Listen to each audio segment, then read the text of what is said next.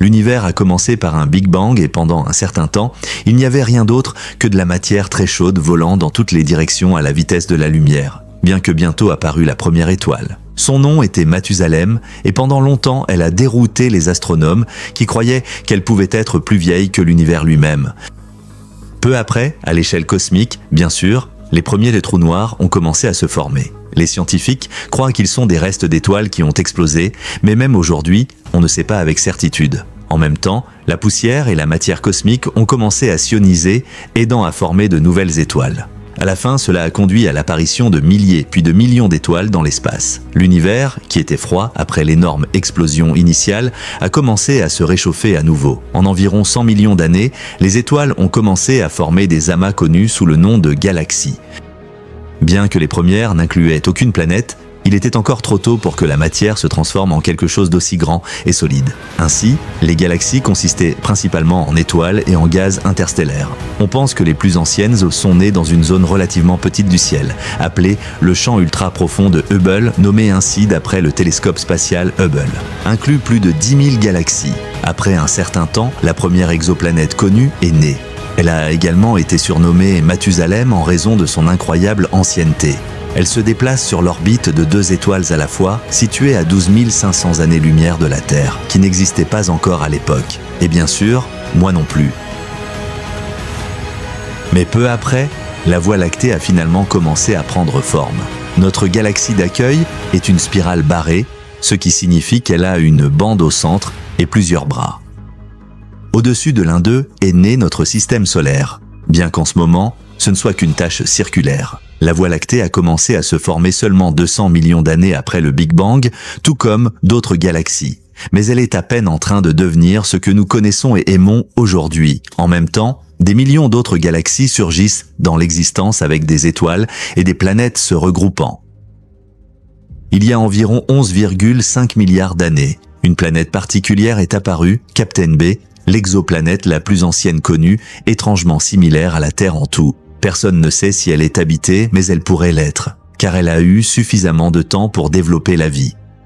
Bien que la spirale soit le type de galaxie le plus commun, nous connaissons le nom de celle qui est probablement la plus ancienne. C'est BX442, dont la lumière nous parvient à travers 10,7 milliards d'années. Presque en même temps, la vitesse d'apparition des étoiles dans l'univers a atteint son maximum.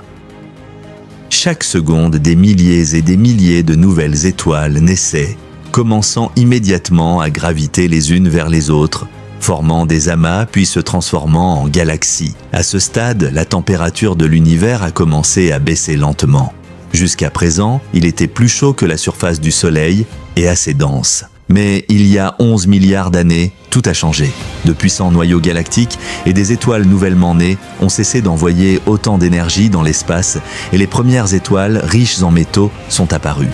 Les métaux ont accéléré le refroidissement et l'univers s'est dirigé vers un état habitable. Avec moins de 10 milliards d'années avant l'apparition des humains, le premier groupe de galaxies a émergé.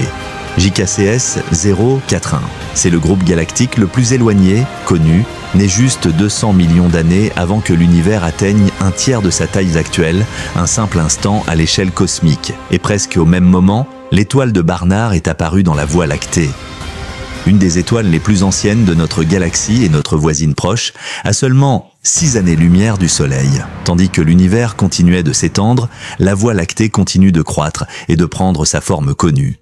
Jusqu'à il y a 8,8 milliards d'années, elle n'avait que son disque épais, une structure autour du centre où vivent les étoiles les plus anciennes et riches en gaz. Maintenant, le disque mince commence à se former. Une couche plus fine à l'intérieur du cercle épais dans laquelle apparaissent des étoiles plus jeunes et riches en métaux. Les étoiles continuent de naître à un rythme étonnant dans notre galaxie, tout comme dans d'autres à travers l'univers en expansion. Cela, c'était il y a environ 8 milliards d'années, lorsque le taux de croissance a finalement commencé à diminuer. Cela s'est produit dans beaucoup d'autres galaxies aussi. Bien sûr, surtout parce qu'il n'y avait pas assez de matière pour former de nouvelles étoiles dans un espace si désordonné. Il y a environ 7,5 milliards d'années, quelque chose s'est produit très loin de notre galaxie et une explosion de rayons gamma a commencé à voyager à travers l'univers, atteignant la Terre en 2008. De tels événements se produisent généralement lors de l'explosion d'une étoile en supernova et il est spectaculaire de les contempler. Mais celui-ci était spécial. C'était le plus lointain et le plus brillant jamais observé dans l'histoire. S'il était aussi proche de nous que le Soleil, il serait 21 000 milliards de fois plus brillant que notre étoile. Cela fait 15-0, juste pour que tu saches.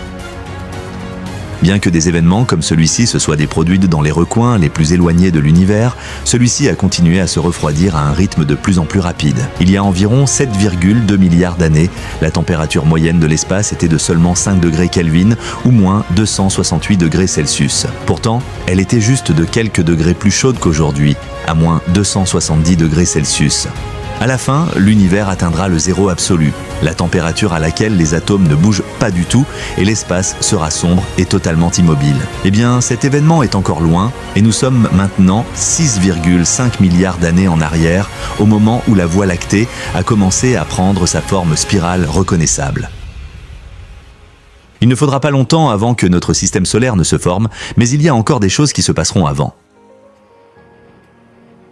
Beaucoup des galaxies les plus anciennes ont déjà pris leurs formes actuelles et les étoiles ont continué à se former et à exploser, laissant derrière elles des quasars et des trous noirs qui ont à leur tour donné naissance à d'autres galaxies. Il y a 6 milliards d'années, l'énergie sombre, la force la plus mystérieuse de l'univers jusqu'à aujourd'hui, a d'une certaine manière accéléré la vitesse à laquelle l'univers s'étendait.